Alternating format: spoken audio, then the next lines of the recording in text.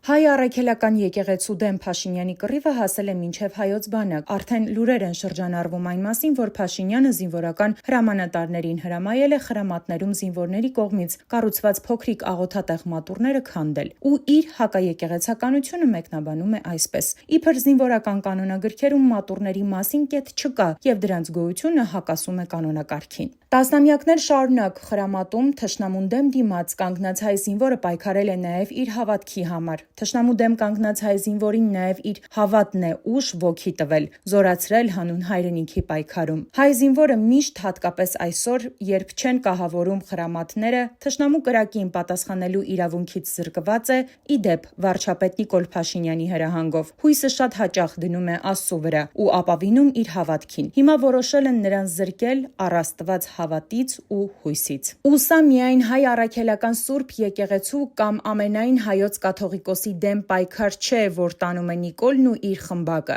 Սա նաև պայքար է հայ զինվորի ու հայկական բանակի դեմ։ Ստացվում է, որ զինվորը այսօր ստիպված է լինելու պայքարել ոչ միայն թշնամու դեմ, այլ նաև սեփական իշխանությունների, որովհետև ստիպված է իր հավատքը պաշտպանել ոչ միայն մուսուլման թշնամուց, այլ նաև քրիստոնյա ղեկավարներից։ Իհարկե, դա էլ հարց է. արդյոք Հայաստանի Հանրապետության ներկայիս քաղաքական ղեկավարները հայ առաքելական եկեղեցու հետևորդներ են, իսկ գուցե աղանդավորներ են կամ այլակրոն։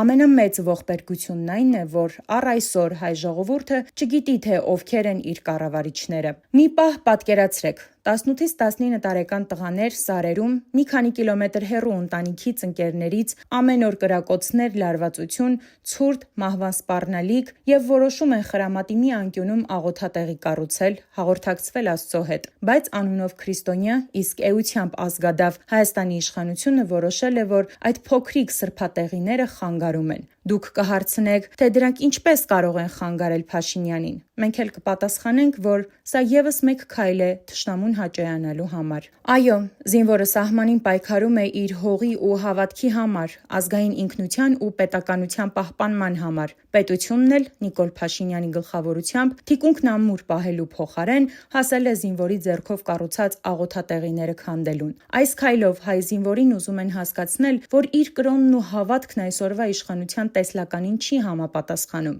իսկ իրենց տեսլականը հետևյալն է. չկա հավատք, չկա պայքար, չկա հոգևոր Հայաստան ու բանակ։ Կա թշնամու բոլոր պահանջների հետ լուռ համաձայնություն ու անարժանապատիվ խաղաղություն, որի համար սրանց հոգեպես ամուր զինվորներ, հերոսներ պետք չեն։ Սրանց միակ հերոսը հարկ վճարողն է, ում հարկերի միջոցով իրենք հարստանում են։ Գժվելու վիճակ է։ Նախկինում ով կպատկերացներ, որ թշնամին մեր սեփական իշխանությունների ձեռքով ներսից կկազմաքանդեր մեր երկիրը ու կհանդգներ հասնել մեր կրոնին, մեր եկեղեցուն, իսկ երբ ազգը կորցնում է իր հոգևոր արմատը, նա արդեն հեշտությամբ է կոտրվում թշնամու առաջ, որովհետև զենքը մի օր կարող է եւ սպառվել, բայց հավատքը, երբ կենթանի է, ուժ է տալիս նորը ստեղծելու։ Իսկ առանց հավատքի զինվորն ընդամենը թիրախ է։ Փաշինյանի իշխանությունը սատանայի պես վախենում է խաչից, ոչ թե թշնամու զենքից։ Փաշինյանի իշխանությունը հայ զինվորից խլել է ոչ միայն կրակելու ու դրանով